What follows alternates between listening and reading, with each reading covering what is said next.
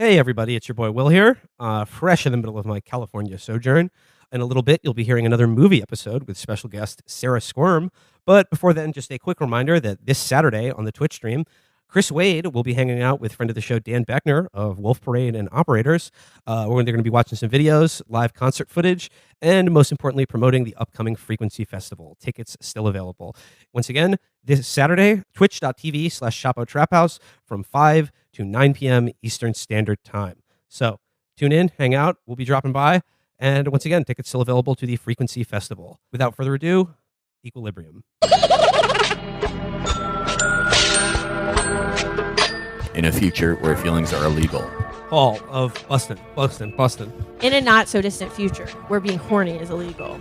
Sarah, go again. In a not-so-distant future, where the hot director is also in the movie he made. All right, Matt. In a world where crying is not just gay, it's also illegal.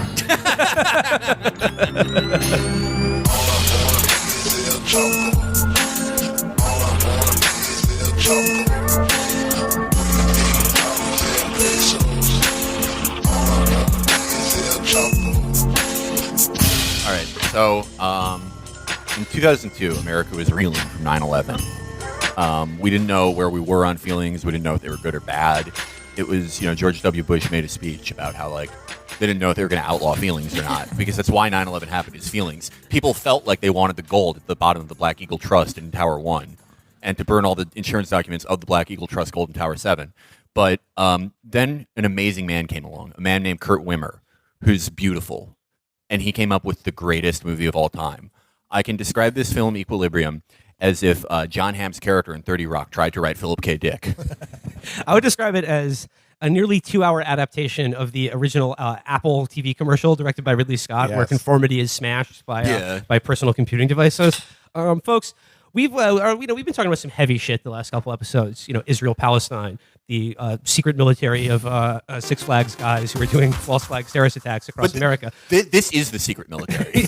But so for today's episode, we thought we'd switch things up a little bit and induct a movie into the Chapo canon that longtime fans of the show will realize that we have been referencing for a long time now. And 6 years. Yeah, it's probably Felix's favorite movie. Yes. It's as he mentioned, it's Equilibrium.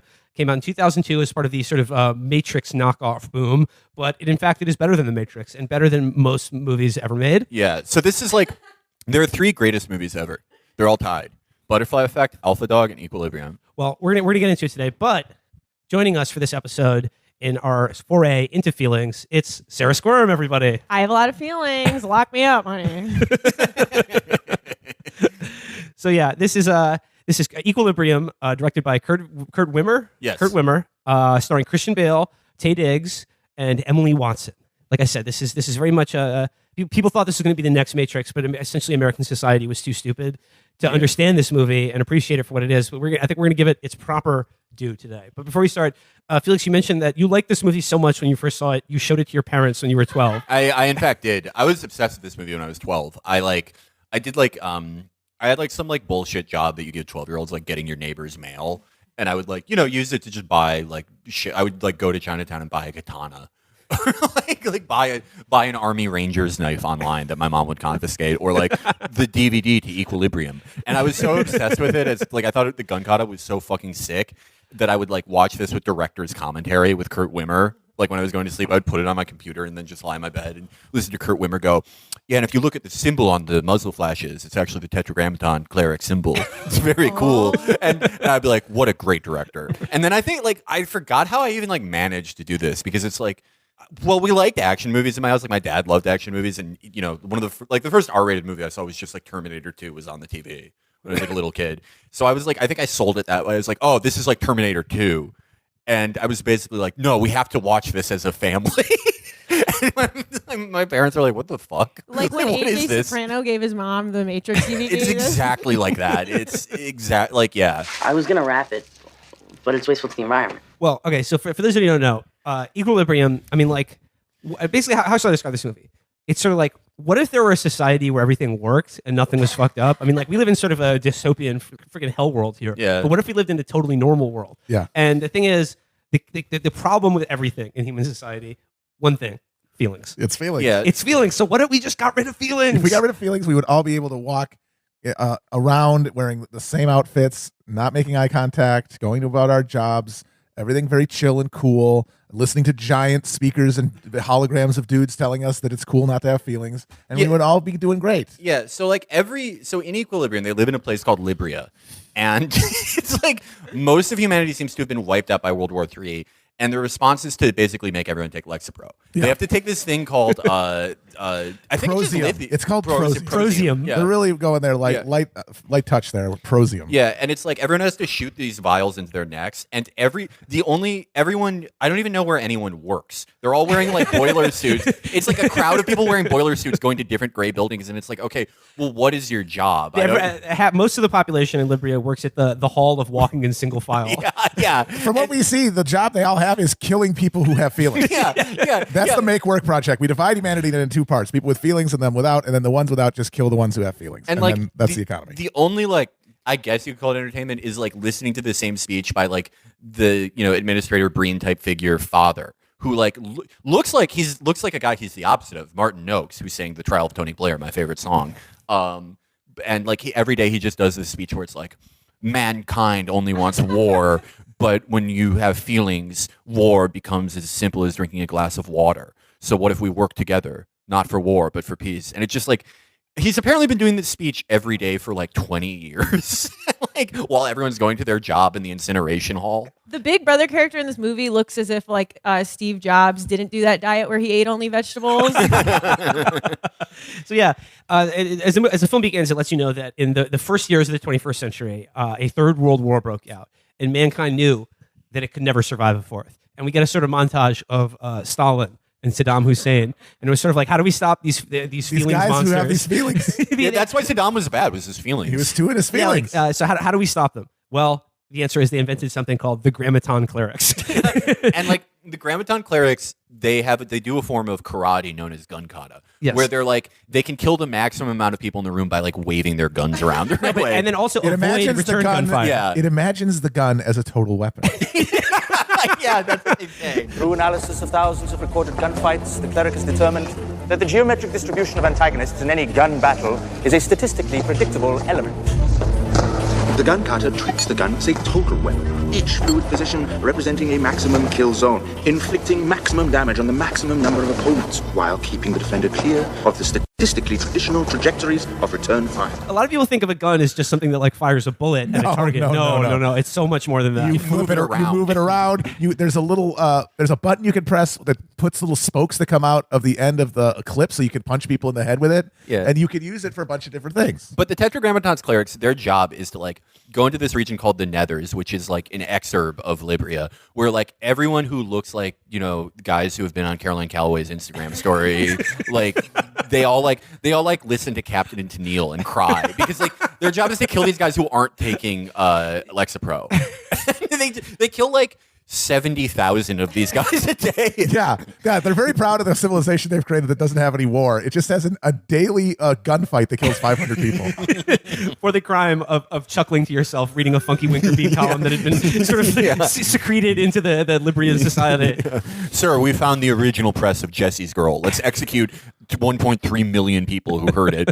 We have to kill these people before they release all the snappy answers to stupid questions into the water supply. Yeah, we're going to get into it, but they're like, the culture that they're called sense offenders in the movie that they have is so awesome. Like, it's just shit. Like, it just sucks. And you could tell when someone's a sense pest when they're wearing ripped jeans. Yeah, the thing they have in common is that they hoard crap. Yeah. No, honestly, it's a war on hoarding really more than a war on feelings. Because like in the Tetragrammatron Society, in the Grammatron clerics, like they live in houses just very minimalist. They got no decor, no posters, no art, no kitsch anywhere. It's just sort of very flat gray beds and and then mirrors with no frames on them. Yeah. We'll get into that later. Yeah. But the way you rebel is like, you're like, I'm going to listen to a Chicago record in an abandoned IKEA that I live in. They're like, it's like DIY people versus like Germans. That's how I would describe this movie. It's like all the rebels are like the DIY guys who are like, it's like 2021 and they're like, I'm still with the punk spirit. Part of that is like trying to trick 17-year-olds into moving into this building that I live in and like having it burned down and saying that it's not my fault. The rebels live in kitsch apartments and the clerics live in Wayfair apartments. And that's a big divide. Yes. Yeah. Everything, like all the clothes for the Tetragrammaton clerics are like if they made Reformation dresses for men. They wear gator waiter suits. Yeah. So the film begins with like a sort of a SWAT raid on a Feelings house.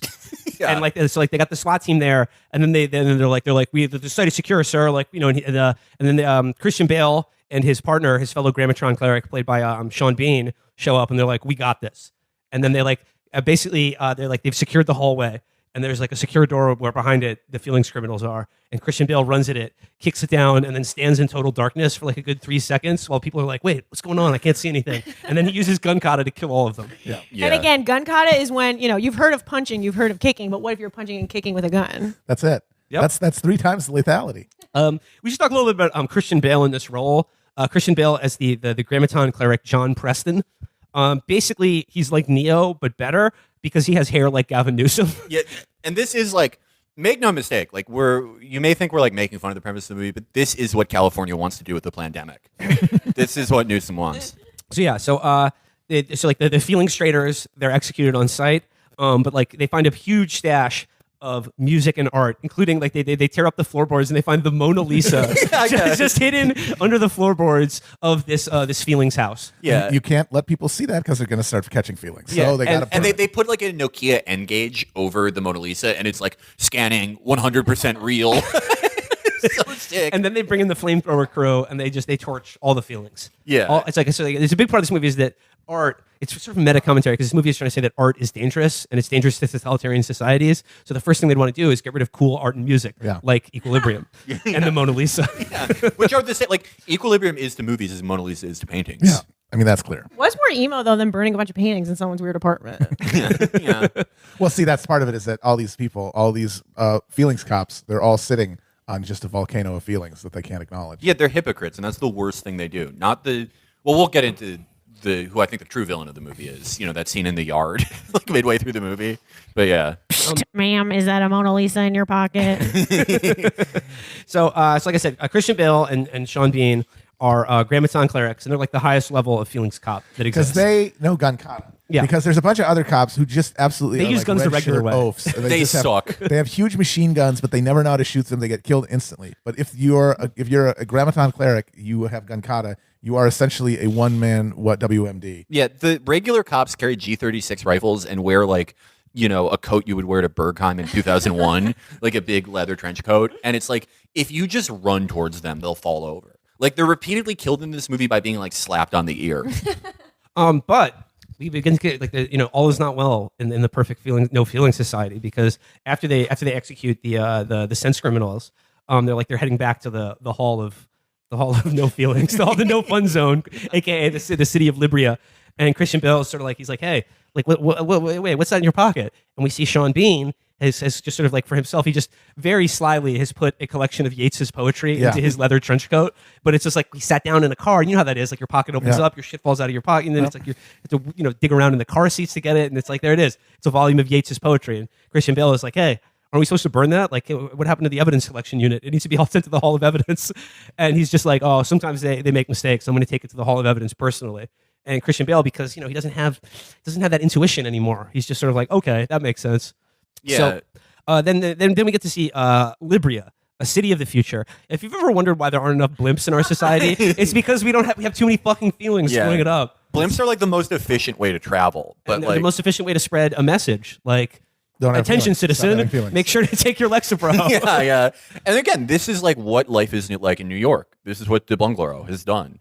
No, like the depiction of Libria was very much like Bill de Blasio's New York. It's exactly like it. It's just everything is drab and gray, and people are sort of marching in lockstep and just feeling bad, but not willing to say anything about it. Yeah. And there's blimps saying, Take your pills. take your pills, and get a Metro card. Yeah, the schizophrenic intuition you have, they're delusions. They're schizophrenic delusions. And the giant screens that indoctrinate society are saying things like, there is a disease in the heart of man, and it needs to be cured. with the opium of the masses. Yeah, no, they call the pill or the vial that everyone has to take the opiate of the masses, and it's like you really get the sense of the kind of guy Kurt Wimmer is, which is not like an ideologue, but he's just like vaguely picked up things from history. Like someone told him something from like the like big red book of communism, and someone told him something from like Nazi Germany. And like, so he just vaguely remembered the phrase opiate of the masses. And he's like, oh, that's what a dictator would say about a thing he likes. No, it's sort of like, when you get on the subway, it's like, stand clear of the closing doors. Except in this society, it says things like, feelings lead to... it says, art leads to feeling, and feeling leads to war. If you see anyone enjoying art, kill them on sight. And my favorite part in like the scene where they're introducing you to this like, terrible dystopian society is like, there's just a sea of people just sort of like drudging in gray color, looking at the floor. And then above them all, there's just this random child who just points out an old man who's immediately carried away to be executed. There's just a child who's like, he's got feelings. Yeah. He saw like an old man frowning, and it's like, no, we have to kill him, or in like a year there's going to be war. So essentially, Christian Bale is the head of the feelings police. And the movie is sort of his journey to become the Chris Dorner of the feelings police. Yeah. And the thing is, like, he is, as they explain, he is the very best at tracking down sense offenders because he's able to use a sort of non-feeling empathy to imagine and intuit, what someone is thinking or feeling, even if they have a totally blank face and they're just pretending not to.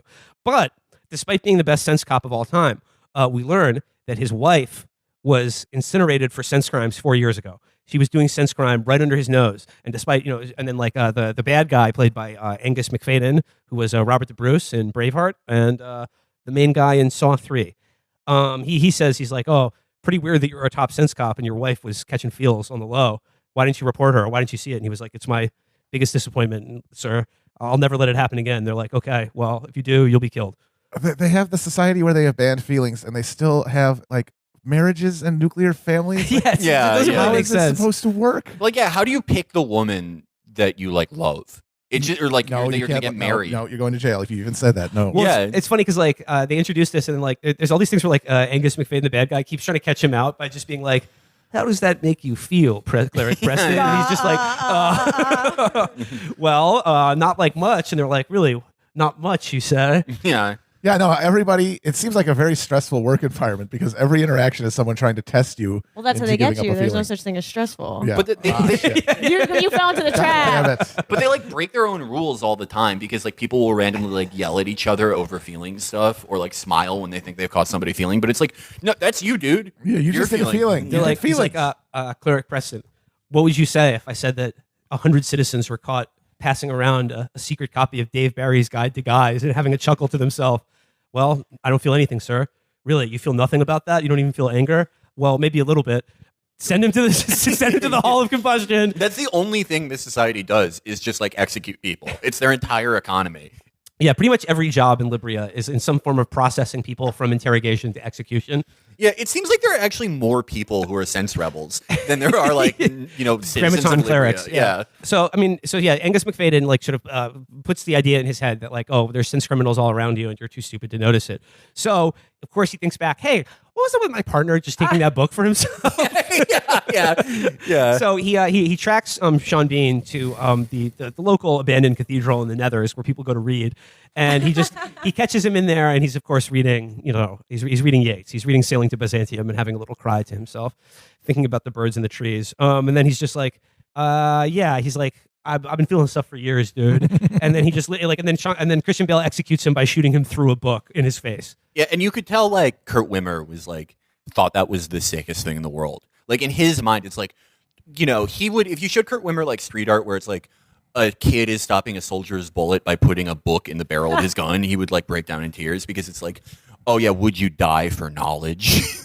It's like, okay, think of a poem. Yeats. Okay, think of a painting. The Mona Lisa. Think of music. What's the best music? Beethoven. Yeah, everything. I think that's why like I loved it so much as a 12-year-old because it's like that. When you're like a kid, it's like, oh, I wonder what smart people listen to. Probably Beethoven, Moonlight Sonata. So he executes his partner for sense crime, and then of course he gets a new partner, played by Taye Diggs, who is like the biggest prick. You know, he's clearly like, he sees Christian Bale as like, oh, he's the top cleric, but I'm going to be the number one daddy of the Tetragrammatron. But he can't help but like smirk all the time. I don't know if this is, well, I mean, maybe it is intentional, because we'll get to the end of this movie. There's a little twist. Yeah. But a big theme in this movie. there's a couple of twists. This is like the most confusing movie ever made. You have to be pretty intelligent to follow the plot of this movie. Yeah. It's like when I first saw Mission Impossible, the first Mission Impossible as a kid, and I was like, that was awesome, but like never in a million years will I understand what took place in that movie, because it's just too complicated. I saw that movie when I was 6 and I like got mad. I'm pretty sure I like cried alone, like watching it in a room with a TV because I didn't understand it. So then he starts having dreams, because one of the last things Sean Bean says to him, he's like, you're treading on my dreams, which I believe is a line from Yates. I don't know exactly which poem it is, but Kurt Wimmer certainly knows. So he's like, do you have dreams? And he's like, not since I started taking Prozium. And he goes, well, you're treading on my dreams. And then he shoots him in the face. So, but he starts having dreams, and he has a flashback to his wife being arrested for sense offense. And she kisses him before she's taken away to the, she kisses him, and then, but like, he doesn't really register that much. But he's like, his emotional glaciation is beginning to thaw out. And then we learned that it was actually like a role play thing, and that they were having an orgy with all the cops that came to arrest them. That was like the last act of being a sex nerd in Libria. What did she do to get sent to sex crimes jail? They don't say. They just say that she had feelings. I don't know. She kept a piece of colored fabric in her pocket, that she touched from time to time. Yeah, no. It seems it's amazing they don't execute more people, because it's like the way you get revealed is like, yeah, it's like, oh, you have an Uncle John's bathroom reader, like just out in your house, so we have to kill you. Well, they execute a lot of women because women be feeling. Yeah, there are like no women. Yeah, there is two women portrayed in this entire society. One, his dead wife, and then Emily Watson, who sort of looks like his dead wife. Yeah, that's it. So yeah, but also his son is like the most evil snitch of all time, because his son is like the overlord of the apartment, who's like the no color, no adornment apartment that they live in. His son is just always watching him like a hawk and just being like, "Dad, did you take your Prozium?" And then it all starts to go wrong or good, depending on how you look at the movie. When he's brushing his teeth and he drops his vial and it shatters on the ground before he can dose his neck with it. And then his son sees that and he's like, "You'll be going to Equilibrium tomorrow and reporting this, right, Father?" And he's like, "Yes, son, you're a good citizen for noticing this." But, the first part of his rebellion is that he notices what an annoying little shit his son is, and he feels mad about it. Yeah, that's his first feeling. That's his first foray into sense crime. and that is a message to like anyone who's listening who has kids. You're rebelling against the system if you like don't like your kid. It's true. You're expected to appreciate your children, and if you don't, that just shows your resistance. Yeah, I don't know how to weave this in, but I just have a note here that says, Mayor Bloomberg, all human conflict comes from a desire for soda. yeah. That's what we say, that this is Bloomberg's New York, and he was that's what it was like when in like 2008 he would just get on big TVs and be like, all wars started because both sides wanted to acquire big gulps. All wars started. Tons of NYPD officers, they saw their wives executed because they were hoarding soda. They would tear down a false wall in the house. They would like pull out a book on a bookshelf, and there's just a room full of like Mountain Dew, Surge, Jolt Cola. Well, you're onto something, because soda does make you too sugar candy hyper, and that's a feeling. Well, yeah, that's how we created the Sistine Chapel, things like that with soda. Soda is like, it occurs in nature and it's good for us. Felix has vials of soda that he shoots into his neck, so he can do good podcasts. Good. You're like annoying little shit son walking by you and see that you drop soda on the ground. You will be reporting to Costco tomorrow to pick up more Coke Zero. Okay, so so he's off with his new partner, Taye Diggs. And then to arrest Emily Watson, who is a woman who has gone off her dose and has an illegal mirror frame, which they break immediately. But of course she also has a secret feelings cave filled with Funko Pops and Garfield collections and things like that. And they take her off, but if Christian Bale's like, we need her alive. I want to interrogate her. Because he's off his meds too, and he's starting to have feelings and dreams, and he's sort of like pulling down the weird latex cover on his bathroom window so he can look at rain and feel shit. So and then he starts doing little acts of rebellion, like moving the stapler on his desk to a different corner. Mm-hmm. And he's like, "I'm just trying to optimize my working space, fellow citizen." Yeah, when he goes to the office, like doing the thing where every person who lives in Libria walks in the same tunnel every day. He his lower lip starts moving, and he's like, "No, I have to do this," and takes off his glove and feels a railing. It's just a very weird way to show him feeling emotion. Yeah, he starts wanting to touch people on public transit. yeah. It's very reckless because he starts doing stuff like moving his stapler around. Meanwhile, everybody else at the Feelings Cop headquarters, every time they see you, they're just like, "Hey, guy with feelings says what?" Yeah. He's the worst. Like he's the worst at hiding that he's a feeling rebel of all. Like he sucks at it. But do you think that that's sort of like? I mean, we were laughing about it in the movie because he is like when he like the more he starts to try to like cover for the way he's feeling, the worse he is at it. Yeah, like no, like, he just gets feelings all over the place. yeah, he's like he's snickering to himself when he sees a feeling cop like trip and fall. He's like, oh fuck, I gotta go keep this in. But wouldn't that make sense to someone who's like never had feelings? He wouldn't be very good at hiding them, Right. That is what most of our listeners are like when they move out of their parents' house. Then there's like many scenes in this movie are just more and more SWAT raids on like feelings caves. Yeah, like And they go to the feeling glory hole and they like just sort of peek through and just catch a little suck of feeling. Yeah, like there's this one of the feelings raids that they do. He'll go into like a feeling hidden room that's like, tucked away somewhere deep, and he'll put on like Beethoven and just start weeping. It's awesome. You said when it's like he finds an old record player and of course like Beethoven. So you can't listen to Beethoven. That's the heavy shit. That's like Fent. Well, no, he said it's like when cops like accidentally OD on Fent because they snort one molecule of it and they're like, oh, I'm dying. Yeah. Dude, when I see a snow globe of Paris, a place I've never been, I start crying like a baby. Oh yeah, he listens to Beethoven and picks up a snow globe of Paris, and it's like too much for him to handle. Yeah. It's like just imagining him going to like a fucking like a bookstore at an airport and just falling onto his knees and everything. Just like taking out a cat of nine tails and whipping yourself because you're reading like a Michael Crichton novel. And then in my favorite scene in the movie. So like it's got. I mean, it would be bad enough if these filthy sense criminals were just like hoarding Beethoven and old copies of Penthouse and whatnot, but they find a hidden stash of dogs. Oh, No. Yeah, and they like the funniest thing, like there's a lot of funny shit with the dog scene. Well, first of all, it's a good scene because it introduces like a moral complexity to the movie where it's like up until this point you thought the Tetragrammaton clerics were bad because they're just like, killing feelings criminals for, like listening to Journey. But now it's like, well, now they actually are fighting like a societal evil of dogs. Yeah. Yeah. But like it is funny during that scene because like they find the dogs and like they've only been doing this for like 20 years. And Taye Diggs is like, why do they have them? To eat them? And it's like, we would remember why we had dogs, you fucking idiot. No, they've suppressed all knowledge of dogs. They're like, they don't even have a word for it. They're like, what are these things? Yeah. They show photos like later in the movie of like Sean Bean hanging out with Emily Watson, and they're wearing like normal clothes, and it's not Libria, and it seems to be like 10 years ago. And it's like, you haven't been doing this. Like, you would remember what a dog was. Like, if you know what World War I and World War II and World War III were, it would be like, oh, we like had these as companions when we had emotions. Well, you know what? I mean, they remember what dogs are at least enough to know what to do with a dog. That's just true. shoot them on set. To line them up and gun them down. And we've seen like hundreds of people get mowed down with bullets, but then suddenly Preston sees the threat of a puppy being murdered, and that's when he loses it. Yeah, no, they find this. I think it's like a Burmese mountain dog puppy, and they're like, again, he's like 30 SWAT guys have their guns ready to go, and he's picked up this dog and is looking at it directly in his eye as his lip quivers. Yeah. Just he's like, and then he's like, citizen, I'm taking this dog to processing myself. yeah. I have a special dog execution chamber at my house.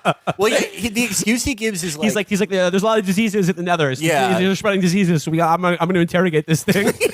Yeah, he was going to test it for a disease by taking it into the city, just holding it. We were laughing like after they kill all the dogs. Taye Diggs is like, "Sir, we found several barrels of peanut butter in the back of this compound." That's how they jumpstart the feelings. Yeah. Well, when Kurt Wimmer was like, "What's the worst thing I could ever possibly imagine in my entire imagination?" It's a bunch of puppies dying. Yeah. Before we get to do the peanut And, butter like- trick with them.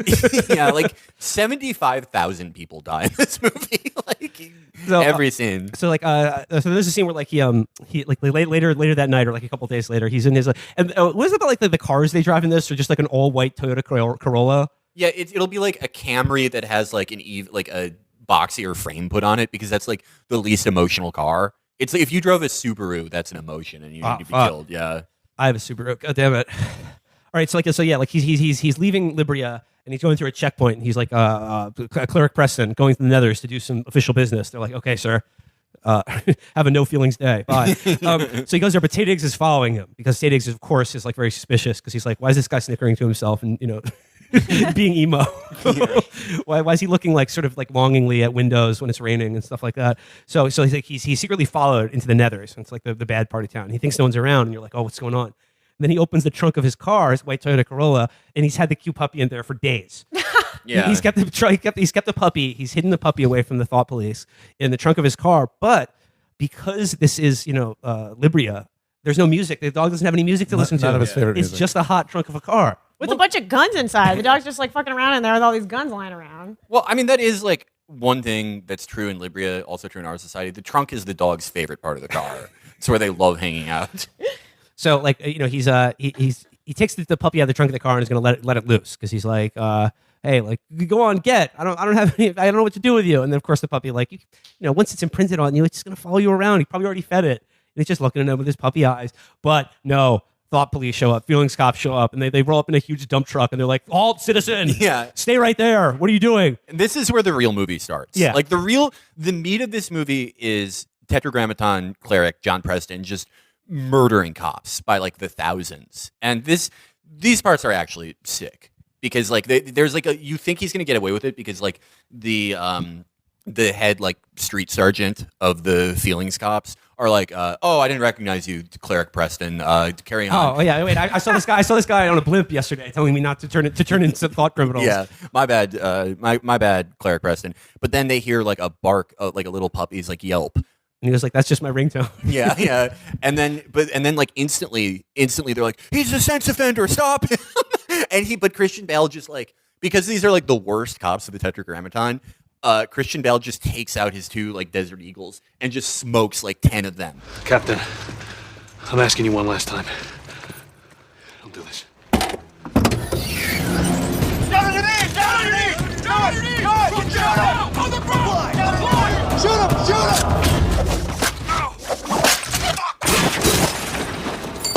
Which is, to be fair to this movie, Christian Bale is able to repeatedly kill all these guys because they're like, okay, we have these long G36 rifles. Let's all stand 2 inches away from him in a circle where we can even like extend our guns and he can just beat the shit out of us with karate. Well, their mobility is limited because they're all wearing Daft Punk helmets and long leather BDSM trench coats, so they're not really good at fighting. No, they suck. Like, it's like, it honestly reflects poorly on the rebels that it's like, their plan is basically like, your plan should basically be like, just run at these guys. They can move like 20 degrees a minute. It does really seem to suggest that the only person who was keeping the no feelings dictatorship alive was Christian Bale.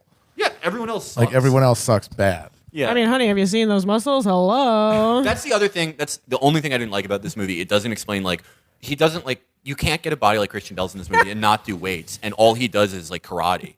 Yeah, Felix will be starring in the sequel to Equilibrium called Equinox. Well, this is like if you go to Equinox, it looks like Libria. And it's just drab and depressing as well. Yeah, like no, when I check in there, they're like, "How do you feel coming here?" And I'm like, "I don't." Would you like a guest pass? No. Correct. You pass. I've turned in a lot of feelings criminals who hang out in the sauna. Let's be honest. The clerk at the desk has a gun under the desk.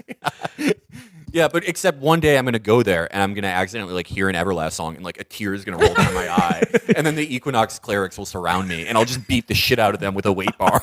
Just take a 45 bar and just destroy them. What's the name of the medicine again? The feelings medicine? Prosium. Okay, Prosium. So next time you get emotional at an Equinox, just take your Prosium, which is what, muscle milk? Yeah. No. Well, at Equinox, they sell some like bullshit muscle milk that like comes in like a Libria type container that's called like, Enliven or something. That costs like $9, but there's no difference. So after he saves a puppy from both the trunk of his hot car and 30 feelings cops, then it's the next day and he just decides to get it's not weightlifting, but he does a little training. And by training, I mean he's in a big empty room in like the hall of muscles. And, Yeah, the stone hall. and he's just sort of like doing like he's holding a stick. Yeah, he's doing like kendo. He's doing kendo, yeah, and he's waving a stick around. But then, of course, Tay Diggs shows up and he's just like, "Care to train with me?" And he's like, I don't care, but I will. Yeah. He's like, "Oh God, this guy's good." Yeah. So they do a kendo like sort of like a stick battle. And Tay Diggs is like, I'm on to you. I know what you're thinking. You're thinking about all those feelings cops that got killed in the Nethers last night. He's like, yes, if I was thinking about them, I certainly wouldn't feel anything about it. Yeah. I remember that scene was like big for me when I was a little kid because it was like I wanted to like do that in my basement, but there was like a ping pong table there. I don't even know like why I wanted to do that. It's like, oh, in case there's like a feelings dictatorship when I turn like 15, And- I need 3 years of doing this. And then Tay Diggs lets him know that, according to like Father, the benevolent overlord of the society, he's like, Father has passed a new decree. There will be no more interrogations of sense offenders. They will be executed on site.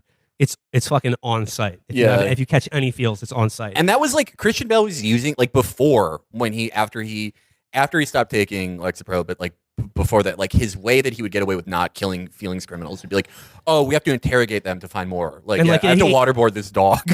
And he spends a lot of time with Emily Watson in her like detainment cell, and he's just like she's like, oh, you don't know what the word friend means, and he's like, Webster's defines it as a companion, Does close not associate. compute. Yeah. Those scenes are awesome because it's just like Emily Watson and Christian Bale are both like good actors in my opinion, but like the writing is like it's like they're trying to do their best, but the writing is like she'll go like, I bet if someone cried in front of you, you wouldn't even know what you were seeing. and he's like, because he's like off his medication, he's like, I do what I do for society. So like there's such weird scenes. Yeah, she says about the French, she's like, Fred, you don't know what that word means. It's just a feeling you've never felt. Yeah. And then he starts like crying. Like it's awesome. No, this is like Terminator 2, except like it'd be like at the end before he gets lowered into the vat of molten steel. He's like, I still don't know why you cry, and it's still something I can't do. Bye. Yeah. So again, like just like another scene in this movie, like Tay Diggs is like, okay, we're doing another raid on a feelings factory. meet you there. Let's tool up. And then like they just drive a dump truck through what looks to be like a sort of like a meth lab for Yeah, like for it looked like they feelings. were actually manufacturing feelings. There's They were like making big White oil Claw. drums and like beakers Yeah. and like Erlenmeyer flasks. They're like, it's a fucking raid. Someone hide these feelings. Yeah. Every location in this movie is a brutalist building, and the inside looks like the set of Top Chef, or like what's his name, Brundle's lab from The Fly. Yeah, Like, yeah. Every room is that. Yeah, it's like they don't go into a lot of like I wish there was more world building in this movie where it's like, okay, like what's food like if you can't have emotions? Like what is the rebel society like? But as far as the rebel society is just like it's just like a bunch of like sort of like dirty looking guys like who like seem just- to have like less emotions than the Tay Diggs character. It's They just have, like guys with facial hair. Yeah. looking Yeah, dingy. it's look at these fucking hipsters and their freaking feelings. Yeah, no, yeah. Every scene they have where they kill all those guys, they're just like completely emotionless. It's like, okay, well, who's the feeling criminal? And then they all just hang out listening to like records, like they're listening to the Snoopy and the Red Baron song while they're flipping through old issues of Good Housekeeping to have feelings and just waiting for the cops to come and murder them. That's all they do. That's all they do. So like, and then Cleric Preston once again kills like 30 feelings cops, and like the whole army of feelings cops are in just like the next burnt out factory door over. Yeah. they're right outside. And he kills like another dozen cops, and then helps the hipster criminals get away. But then Tay Diggs is like, "Thank you for leading them right into my trap." I just realized why the feelings cops are so bad at fighting. It's because they're not quick to anger because they have no feeling. And like that's what happens when you're on what's it called, Prozac? Prosium. When you're on Prosium, you can't be good at like freaking beating up people because Yeah. you're not quick to anger and being Yeah, a like, freak. that scene before, like Christian Bale is like clearly leading these rebels out, and he's just like yelling at them as loud as possible, like "Go, they'll kill you!" And the fucking idiot cops stand around him for like 5 minutes and are like, "Hey, Cleric Preston, what are you doing?" And then there was like a 5-minute zoom into Christian Bale's like nose, and then he just like takes out his pistols and beats the shit out of like After 20 of them. putting the little metal spike coming out of the end of the butt, which is enough to cave in someone's Yeah, no, he entire stoves face. in all their Daft Punk helmets Yeah. and destroys them. I remember like That's part of Gunkata. That's Me part and- of the total weapon system. me and a group of friends were arguing about that scene, and I was like, no, that's actually smart because like if that was happening, you wouldn't react quick enough. If like a tetragrammaton cleric decided to kill you, and my friends were like, that's a good point. Felix has spent 30% of his life defending this movie to the death. No, it was a big part of my childhood was like telling people about equilibrium and then like them not talking to me anymore. So yeah, like, and then there's some moment where Tay Diggs is like, perhaps you should execute these feelings traitors, and Christian Bale's like, okay, and then he like gives him the gun back, and he's like, actually, you do it, and then they're just like, all right, fine, Flawless misdirection. Yeah. fine, they're okay with that. And then I forget why, but like he, I don't know, like he finds another feeling stash, and he realizes that Emily Watson and Sean Bean were like lovers because there's a photo of them together with the word freedom written on the back. This movie fucking owns. And then he uses that to contact the leader of the underground, played by William Fitchner, who says he's like, I know you've been looking for me. My name is Jurgen. I'm Jurgen, and the leader of the underground. And you could tell it's the underground because they're literally underground. They're watching people's feet walk around up on the ground. The gray, drab, boring sidewalk where everyone's going down the same industrial tunnel to their job at the walking in a circle factory. Yeah, this is like one of the most literal movies I've ever seen. Probably the most. Oh, and then so he contacts the underground. But before the underground can really start using him, they have to give him a polygraph test. They give him the boner test. They have to make sure that his heart still pumps blood. So they show him some sexy. They show him Lola Bunny from Space Jam and see how sprung he gets for it. They show him the green M&M and then they ask him the trick question: "Do I make you horny, baby?" Oh shit! More food? No, I'm replacing the cookie that I ate. Oh, okay. Yeah. Felix has been eating all the Catherine Streets all week long. Uh-oh, Felix is in his feeling. Felix, more like Felixings.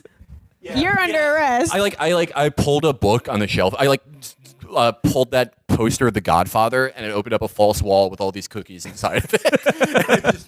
I just started weeping, and then my terrible son was like, "I will you will report the equilibrium tomorrow to replace the cookies." Then he goes back to Angus McFadden, who's he's the daddy of the society. He's not so Angus McFadden starts getting mad at him. And it's like getting mad at him in a very obvious way where he's just like, Cleric Preston, we sent you to infiltrate the resistance. What do you have to show for it? And he's like, nothing yet, sir.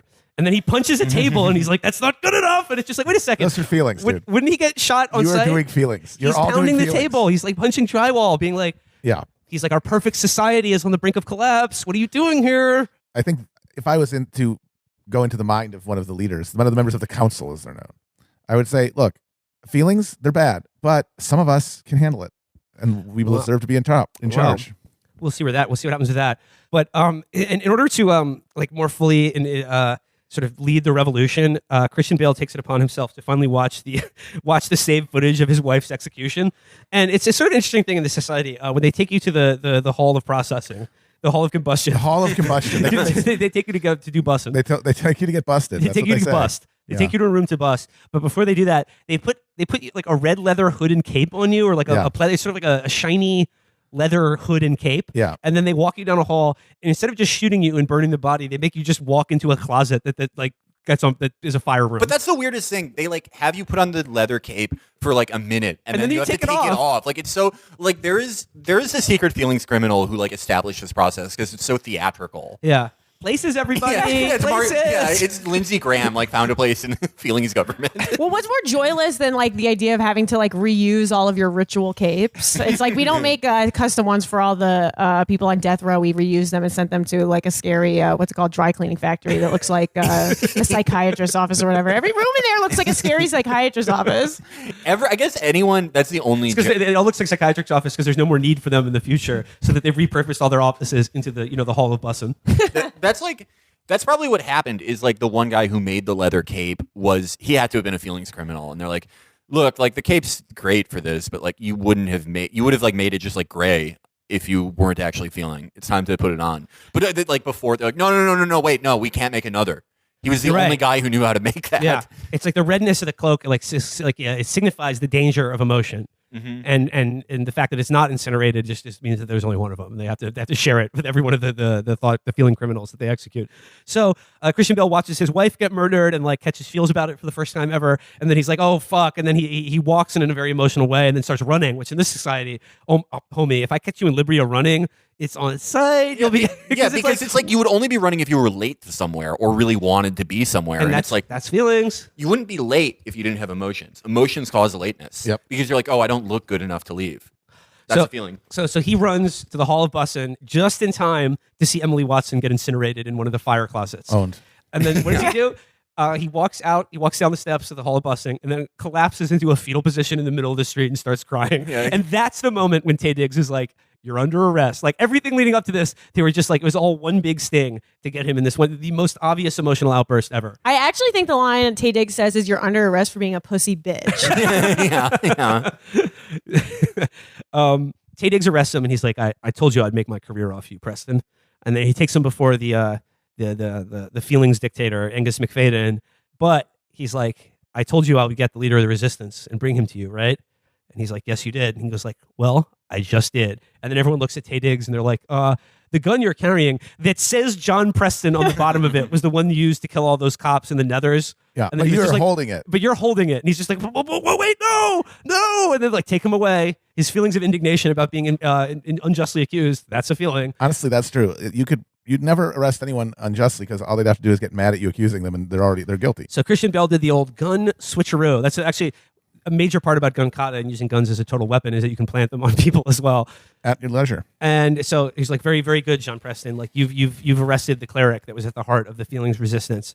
And then like he goes home. They're like, but we're still going to search your apartment. I mean, surely you don't have any problem with that.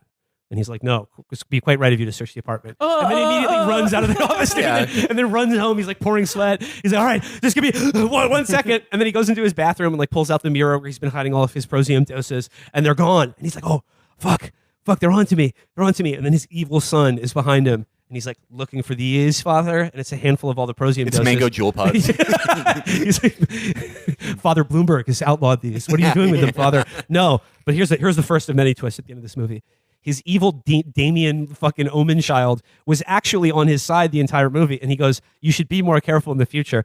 His evil son, who he thought was like the most ruthless snitch in history, is actually on his side. But unlike Christian Bale, he's just actually good at suppressing his emotions. Yeah. And he's like, "Hey, Dad, if you're gonna be the underground, you're gonna have to do a lot better at hiding these emotions." Quit fucking up, dude. So his son was in fact not evil, but had been a feelings rebel ever since his mother was incinerated. Yeah, he's not been on the juice the entire time. And I'm sure if we opened up his closet, he'd have cute like Palm Springs antiques in there, cuckoo clock. Yep. Hang in there, baby poster. Is he getting a cookie? What are you doing? He's eating his... Is that a sandwich? Yeah. Why are you holding it like that? Because I'm a feeling criminal. I just saw feelings for the listeners at home. I sliced off a bit of the sandwich. You're holding the whole thing. The bread's on top. The bread's on top. This is what I sliced off a bit of one of the excess sandwiches we were given, and this is like what Christian Bale does when he like the bread. I don't know. Felix is holding a hunk of sandwich in his hand like it's a fucking. He's holding it 360 degrees around. Every exposed part of the sandwich is covered by Felix's hand. No, like look, it's normal. You know what? That's why you loved this movie as a kid, because your parents said to you, Felix, you have too many feelings. Felix, you hold sandwiches weird. And you said, that's because I'm a freaking rebel, Mom. Yeah. No, that's what it was. Well, I mean, I was also looking in the feelings fridge for a feelings Diet Coke. Okay. All right, listener. I mean, I'm putting Feelings Trader Felix on blast right now.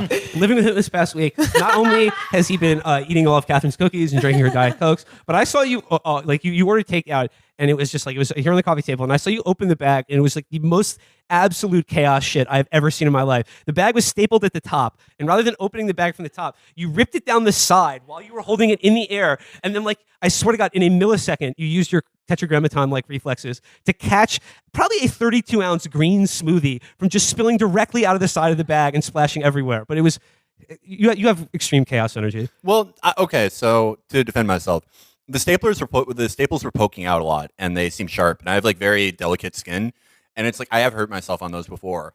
Never hurt myself on the side of a bag. Wee you, horny police, feelings police. I know we've been talking a lot about abolishing the police this year, but we got to bring the feelings police back to lock Felix up, throw away the freaking key. Yeah, He's talking about the Felix police. Yeah. Let's get rid of this guy. Well, to quote Equilibrium, it's a price I pay gladly. You're treading on my dream. You're treading on my food. Yeah, you're treading on my lunch. You're treading on my lunch. Okay, so we're rapidly heading towards the climax of this movie. So his son was on his side the whole time, and then as a reward, so he goes to Jurgen, William Fichtner's character, and he's like, okay, they're going to let me meet Father, the guy who's on all the screens, and we're going to assassinate him. And then Jurgen explains to him that all it takes is for the people to know that there's no head of the council anymore, and that we will detonate the explosives we placed in the Prozium factories all over Libya, which were already there, ready to go. How do you remember this shit? I don't remember any of this crap. This is what it's like living in New York. Oh my God. This is how we're going to elect Andrew Yang. Andrew Yang is the feelings rebel, and all the other candidates are the father. He's like, hey, I'm feeling you. You know what I mean? Yeah, come on, I'm laughing. When Andrew Yang does a speech where he's like, the spirit of New York is everyone taking the train to say hi to each other. That's being a feelings rebel. It does make you wonder why they didn't just blow up the fucking factory whenever they wanted to. Why they had to wait for this guy who never saw anyone to get assassinated. Yeah. It's the plan isn't the greatest, And it's also like I don't even know why they had to do all this because it's like when the plan is executed, the way that they like bring it to a close is just by like running at the shitty cops and blowing their brains out. And it's like you could have done that. At any time. How are you getting rinsed every day by the feelings police? Yeah. Okay, so Christian Bale and the leaders of the resistance and William Fichtner are like, okay, we'll turn ourselves in. Like you call the feelings cops on us, and he's like, I've got the leaders of the underground. It's over. There's no more feeling rebels. And they're like, okay, very good. You've done very well, Cleric Preston. Your reward is you get to now wear a white unitard, and you get to meet Father. And he's like, okay, this is my chance. And before he meets Father, they're like, if you make eye contact with Father, one of 30 snipers will put you down immediately. And they're like, but first you have to pass the test. And he's like, what? You don't want to say anything about the test? And they're like, wait, do you honestly think we would let anyone come near Father if we had even a remote chance that they had feelings? And yeah, then they administer the Ho test where they're like, how many let me see your phone, citizen. Is the screen cracked? Oh. Yeah, they show him like on a big screen, they show him like Doonesbury, and if he laughs, they just execute him. So they administer the feelings test to him, but who's administering the test to him? It's Taye Diggs. He's back. Yeah. It was all a double blind. They were like, we knew you were a feelings rebel the whole time. You've been crying every day in the bathroom last week. You didn't think anyone noticed? Yeah, you went to the evidence locker and you were like, could I check out all of the Harry Potter books, please, to investigate feelings crimes?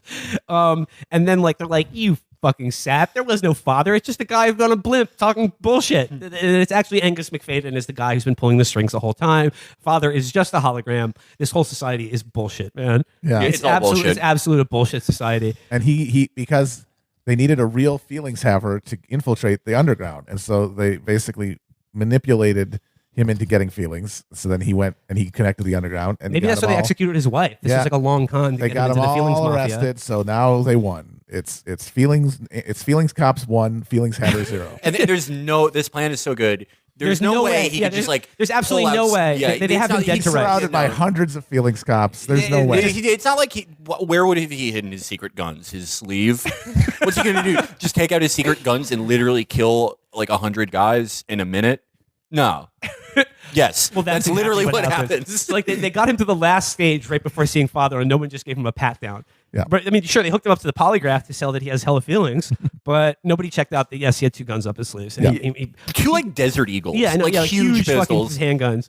And yeah, he kills probably 50 people. And in my favorite scene, there's a long hallway of columns, and there's like at each column there's 2 just bullshit guards with machine guns, and he just runs through down the whole hall, just doing gun kata, just back and forth, shooting everybody. These are my favorite like enemies in movies because it's like they're like tutorial enemies that he fights for the entire movie. Like they're always like, I think he's a feelings offender. Prepare for him to kill us all in one hit. So then he gets to the final door to see the final boss, and he kicks it through, and it's Taye Diggs and Angus McFadden. And this is the last twist in the movie. You realize that for the true upper elite of the anti-feelings dictatorships are feelings hypocrites, because it's a giant room that's adorned like one of Donald Trump's apartments. Yeah. And there's like chintzy art everywhere. Chandelier. And fucking like paintings of dogs playing poker and huge marble fucking bus. And, like it's just it's a chintzy crap. And this fucking asshole's been having feelings all along. The feelings core of this universe looks like a cheesecake factory, and it's amazing. That's like the best insight to Kurt Wimmer is like, oh, if there was a world where like feelings were illegal and we executed anyone who listened to a record, the worst part would be that the head anti-feelings guy is a hypocrite and he like listens to Tony Bennett alone with his one friend. He's listening to the wheels on the bus go round and round. There's like tears roll down his cheeks, and he's just overcome with powerful vibration. Join me, Cleric Preston, and we can listen to Old MacDonald together.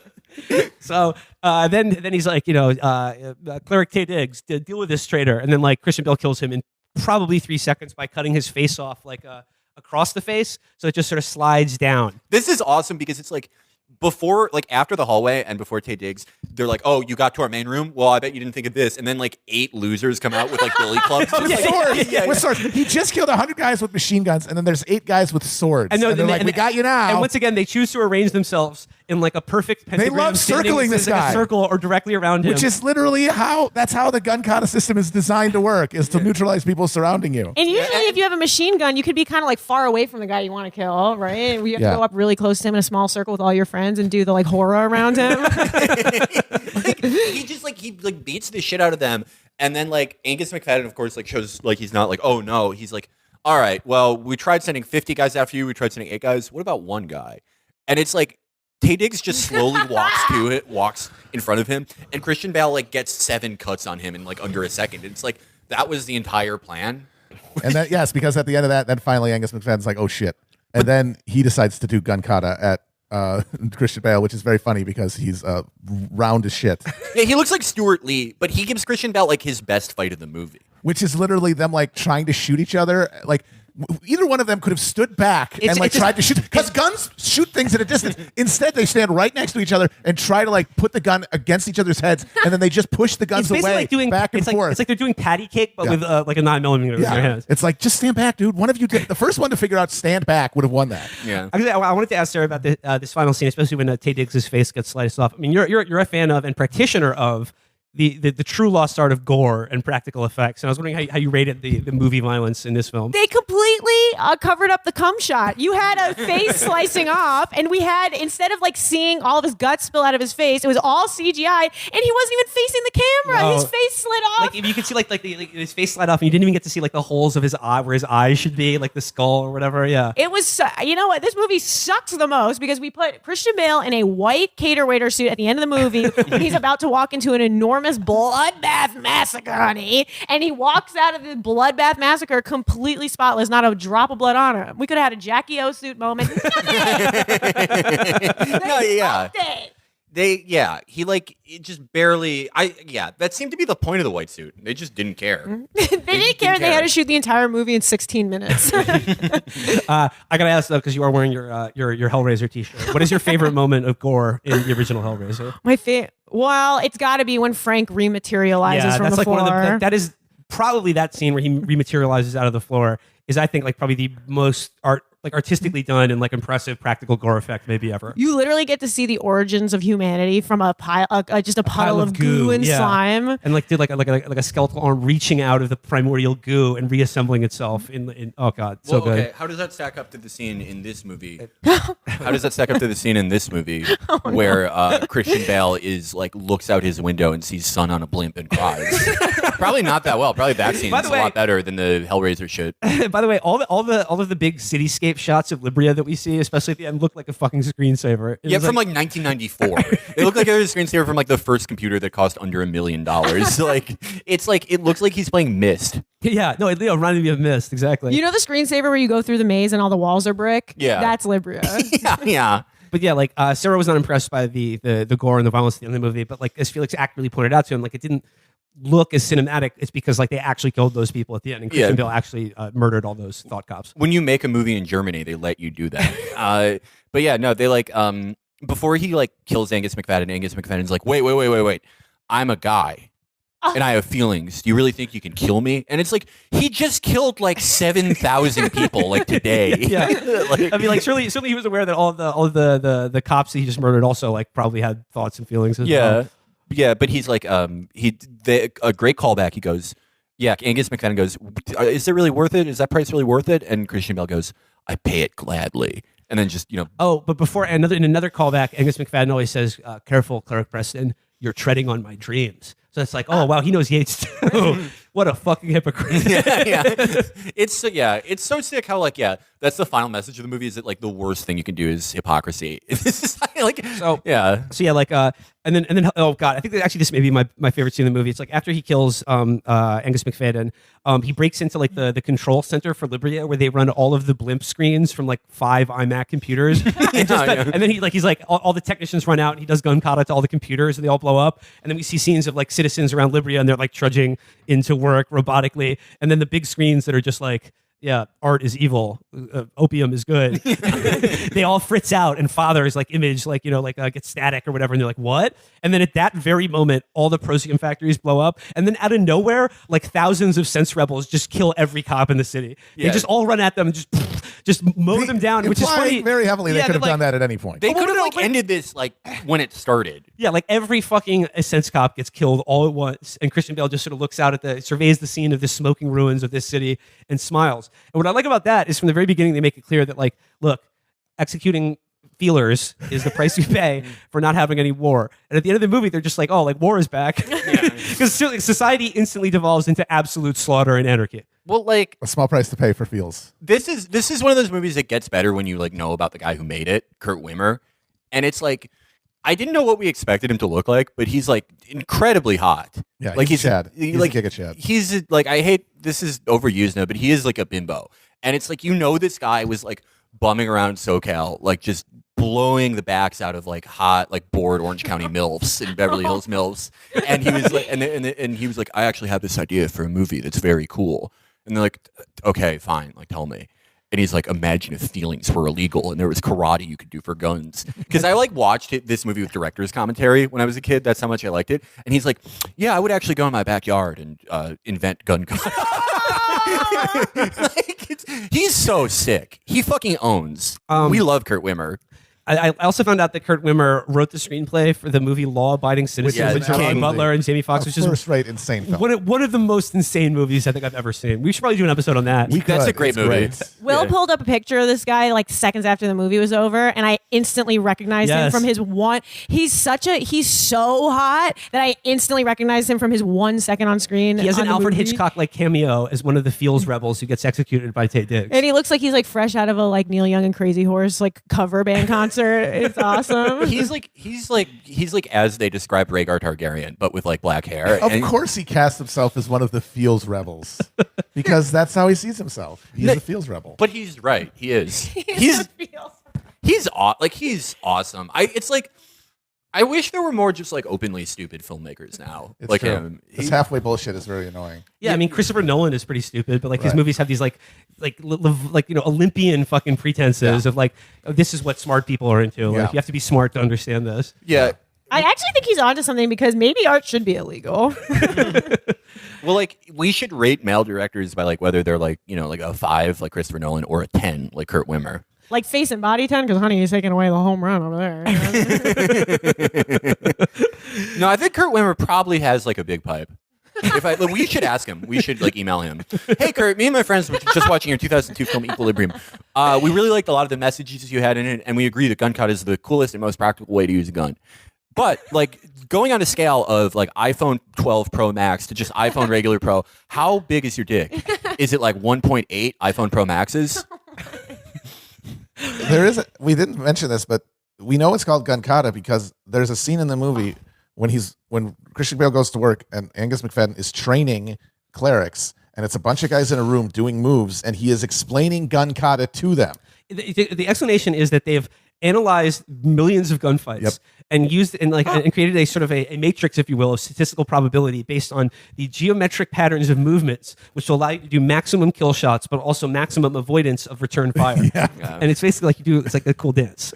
You do hand motions. Gun capoeira. Yeah. You do hand motions and you sort of duck and Yeah, it's got all of the geometric planes and the degrees and the angles. And it'll increase your killing capacity by 120%. It's like that's why I love this movie. It's because it's like everything is like an existing IP now, but this is like this guy really like sat down for years and was like, I have to invent the sickest world possible, and Gun Kata was part of that, and he did it in his backyard. And like TV shows and movies now, like they have to have like a lore Bible that like the writers can consult that are just sort of like what is canon in this universe. I'd like to imagine that Kurt Wimmer wrote an 800-page document explaining Gun Kata. He's probably still writing it. He probably like has a family and kids now.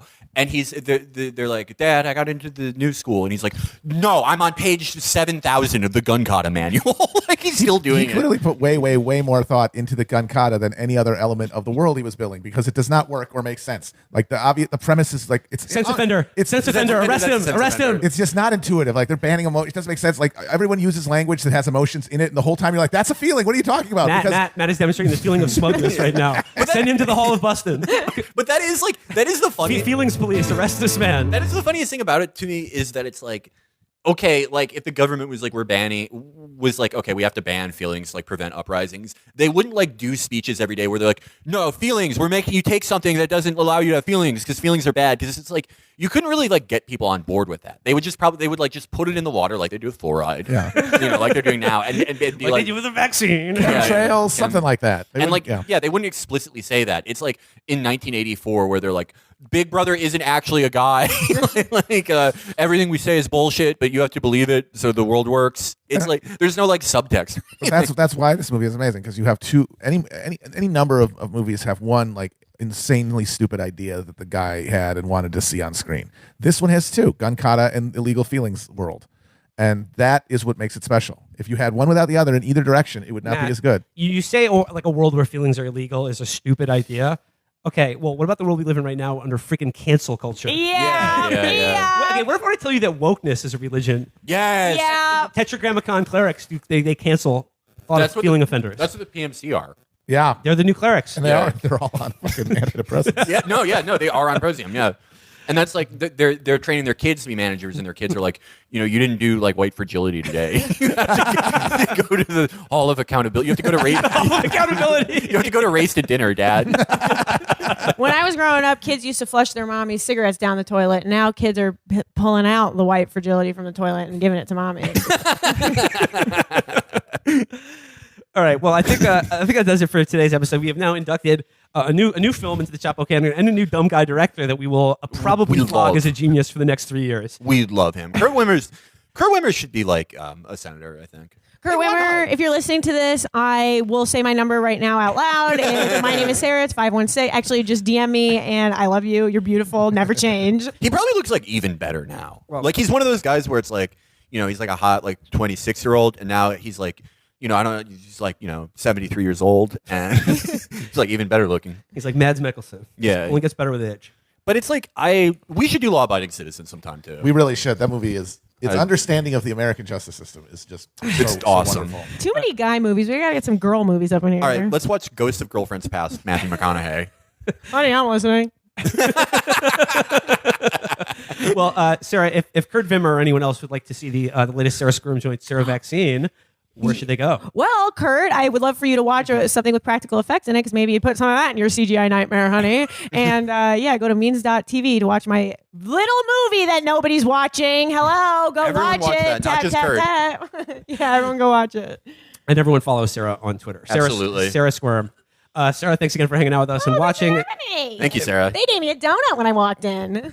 Yeah, there's been a lot of treats going in and out of this. Don't tell people we have feelings. Don't tell them that. Yeah, they're going to go to the Feelings Kitchen Island. All right, guys. Till next time. Bye. Bye-bye.